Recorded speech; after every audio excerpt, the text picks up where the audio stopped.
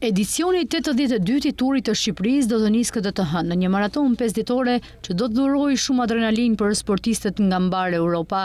5 etapa nga 26-30 maj pritet të jetë plot rivalitet që do të regjistrojë një edicion që do të prek mbar Shqipërinë. Rrethi ciklistik i Shqipërisë, një prej garave më të vjetra në botë, do të përbëhet nga 15 skuadra dhe 96 sportistë, të cilët do të nisen nga Tirana për etapën e parë, e cila do të jetë 151 kilometër e gjatë. Dhe do vijojë deri në Rëshenin për të mbyllur në Shkodër. Në lidhje me këtë ngjarje sportive, policia e shtetit ka njoftuar një plan masash për mbarvajtjen e turit të 82 në Shqipëri, i cili zhvillohet në 5 etapa në disa qytete të vendit. Policia e shtetit kërkon mirëkuptimin e drejtuesit të mjeteve që kufizojnë lëvizjet në itinerarët dhe oraret e paracaktuara për këtë aktivitet. Etapa e parë nis nga rruga Zogu i Parë Tiranë, rruga e Durrësit nga ora 11:30 deri në 12:30. Autostrada Durrës-Tiranë deri në Kashar nga ora 11:30 deri në 12:20. Autostrada Kashar-Thuman nga ora 12 deri në orën 12:45. Thuman-Milot nga ora 12:30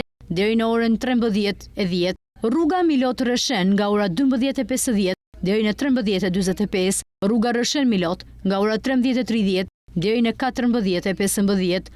Rruga Milot-Lezhë nga ora 14 deri në orën 14:30. Rruga Lezhë-Shkodër nga ora 14:45 deri në orën 15:30. Nga sheshi Balshaj në rrugën Zogu i Parë deri në Parruth-Shkodër nga ora 15:10 deri në orën 15:45. Turi i Shqipërisë do të përfundojë të premten e ardhshme me etapa të 5 të fundit, me nisje nga Vlora në përfundim në Fier, ku do të kurorëzohet dhe fituesi i këtij edicioni të 82.